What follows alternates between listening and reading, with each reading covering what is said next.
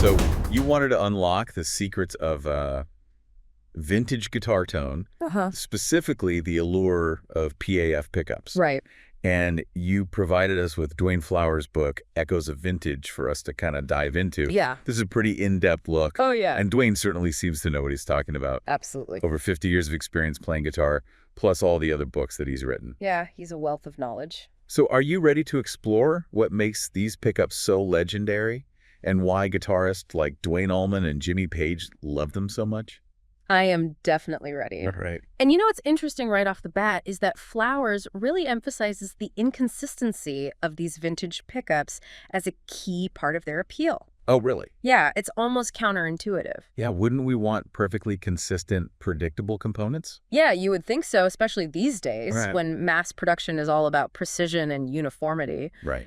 But Echoes of Vintage really dives into how these early PAFs, being largely handmade, Had these slight variations that gave each one its own unique character. That's what I thought too. I mean, these days mass production is all about precision and uniformity. Right. But Echoes of Vintage really dives into how these early PAFs, being largely handmade, Yeah. had these slight variations that gave each one a unique character. Exactly. It's really interesting. Flowers tells this great story about a guitarist named Liam, Okay. who's obsessed with finding the P.A.F. tone, almost like it's some holy grail. Right.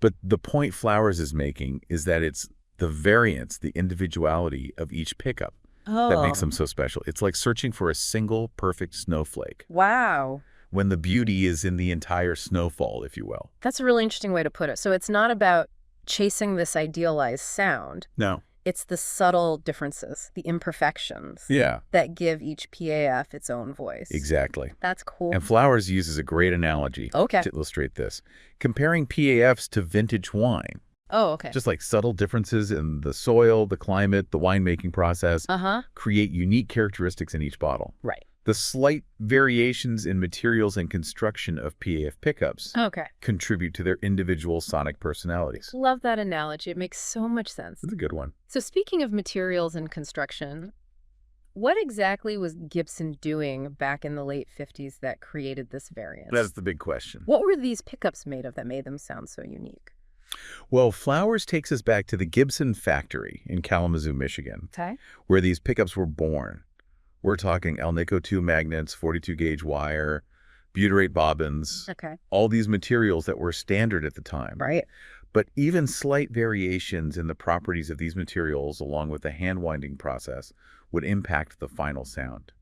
Imagine each coil of wire having a subtle difference in tension or placement. Yeah. Those seemingly minor details add up to significant sonic variations. It's fascinating how seemingly small changes can have such a big impact on the sound. It's like a chef adding a pinch more of one spice. Or altering the cooking time slightly. Right. It can completely change the flavor profile of a dish. That's a great comparison. Yeah. And beyond the materials themselves, Flowers talks about Gibson's experimental spirit back then. Oh, okay. They weren't afraid to try different materials, sometimes out of necessity due to availability, Oh, right. almost like a chef adapting a recipe based on what's fresh at the market. So it's this combination of specific materials, hand-winding variations, and Gibson's willingness to experiment that created this almost mythical tone that guitarists are still chasing today. It's become legendary. But what about today's pickup makers? Right. How do they do it? How do they approach replicating this magic, especially given that some of those vintage materials are hard to come by? That's where it gets really interesting. Yeah. Flowers goes into detail about the challenges and approaches modern pickup makers take. Some try to source vintage materials whenever possible, Right. while others focus on meticulously recreating the construction techniques of those early PAFs. And then there's this whole debate about hand-wound versus machine-wound pickups. Oh, absolutely. It seems like that's a big part of the conversation around recreating vintage tones. Huge, yeah. So what does Flowers have to say about that? Well, he presents this tension beautifully Okay. through the story of Oliver, a craftsman who's torn between his love for hand-winding pickups and the market demand for consistency. So he's trying to find that balance He is. between art and commerce. Exactly. Yeah. It highlights the inherent trade-offs. Okay. Hand-wound pickups offer that unique character, those subtle variations we've been discussing, Right. but they can be less predictable in terms of performance. Right. So you get more of that variance, Exactly. but maybe not exactly what you're looking for. Yeah, there's less control. Machine-wound pickups are more consistent and reliable. But some argue they lack the soul and individuality of their hand-wound counterparts. So it's like choosing between a bespoke, tailored suit Yeah, and a perfectly good one off the rack. exactly. Each serves a purpose, but the experience is totally different. Perfectly put. Right. And it's not just a theoretical debate either. Flowers introduces us to some incredible pickup makers on both sides of the spectrum. Okay. On the hand-wound side, you have guys like Jim Takano, who's known for his incredibly rare Max and Dry Z pickups. Okay. And Farat Kandakar, who meticulously reverse-engineered vintage P.A.F. to create his highly sought-after OTPG pickups. Oh, wow. These artisans are keeping the hand-wound tradition alive and pushing the boundaries of what's possible with this approach. Right. What stands out to you about those two examples? What strikes me is the level of dedication Yeah. and artistry involved. Mm-hmm. It's less about mass production Yeah. and more about meticulous attention to detail, Absolutely. almost like creating a piece of art. It is a form of art, for sure. And Flowers even mentions modern pickup makers using advanced tools to analyze vintage PAFs down to a microscopic level. Oh, wow. Like, for example, Alexander Virhovec of Wiz Pickups Okay. analyzed the original 1950s wire under a microscope to recreate it for his historically accurate PAF clones. It's remarkable. So it sounds like there are tons of approaches to capturing that vintage PAF magic, There are. even with the challenges of sourcing materials and replicating those subtle variations. Absolutely. But would you say that just having the right materials is enough? That's a great question, and it's something Flowers addresses directly. Okay. It's not just about the materials themselves, Mm-hmm. but how they interact within the pickup's design. Oh, okay. It's about understanding the nuances of magnet choice, wire gauge, bobbin material, even the metal used for the base plate. Each element contributes to the overall recipe for that PAF tone. So it's really about the synergy of all these components working together, not just the individual ingredient. Exactly. Oh. And that's what we'll be exploring next as we get into the details of component selection Okay. and how each seemingly small choice can have a big impact on the final sound. Are you ready to get granular? Let's do it.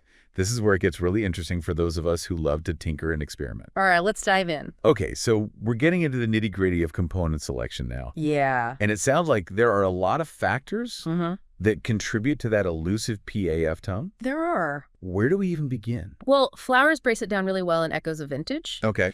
He emphasizes that to truly nail that PAF sound, every little component matters. Right. It's easy to get lost in the weeds. Yeah. But he does a great job of explaining how each piece of the puzzle Uh-huh. contributes to the overall sonic picture. So it's like a chef understanding how different ingredients come together Yeah. to create a complex flavor profile. That's a great analogy. You can't just throw a bunch of random spices into a dish Okay. and expect it to taste amazing. Exactly. And just like a chef has their go-to ingredients, Right. PAF builders have their favorite components. Okay. For example, Flowers dedicates a whole section to magnets, Okay. specifically Alnico magnets, Right. and how the type of Alnico used has a huge impact on the sound. I've heard a lot about Alnico 2 magnets being a key ingredient in that classic PAF warmth. You hear right. Yeah. Alnico 2 is known for its smooth, sweet tone with a nice balance of warmth and clarity. It's often described as having a vintage character, which is why it's so sought after by those seeking that classic PAF sound. And then there's Alnico 5, Yeah, which I've heard is brighter and more aggressive. exactly. Okay. Alnico 5 tends to have more output and a tighter, more focused sound with a pronounced high end. Yeah. It's a popular choice for players who want a bit more bite and clarity. So it's like choosing between a mellow Merlot and a bold Cabernet Sauvignon.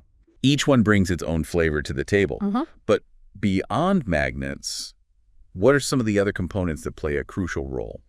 Well, Flowers goes into detail about the wire used to wind the coils. Okay. The gauge and type of wire can have a subtle but noticeable impact on the tone. Right. Thicker wire, for example, tends to result in a warmer, fatter sound, Yeah. while thinner wire can produce a brighter, more articulate tone. Okay. And then there's the bobbin material itself. Right. Traditionally, P.A.F. use butyrate bobbins, Okay. which are known for their warm, organic sound. It's incredible how even the bobbin material Yeah. can affect the sound. Uh-huh. It really goes to show how every detail matters when you're trying to recreate those vintage tones. Absolutely. And Flowers doesn't just tell you what these components are. Right. He explains why they impact the sound the way they do. Right. It's not just a list of facts. Uh-huh. It's an in-depth exploration of the science Right. and the artistry behind these pickups. That's what makes this deep dive so great.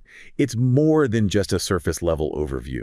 It is. It's a real opportunity to gain a deep understanding of how these things work. Exactly. And speaking of understanding, Flowers is a big advocate for getting hands-on. Oh, okay. He encourages readers to go beyond just reading about it Uh-huh. and actually experiment with building and modifying pickups themselves. Okay.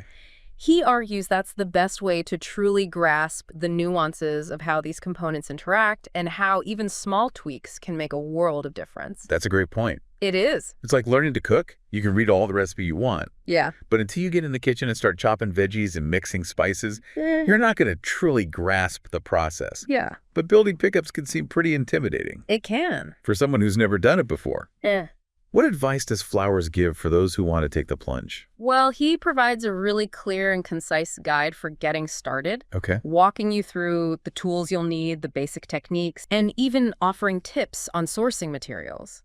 He really emphasizes that it's not as complicated as it might seem, Okay. and that with a little patience and practice, anyone can build a great sounding pickup. That's encouraging. It is. It makes this whole world feel a bit more accessible.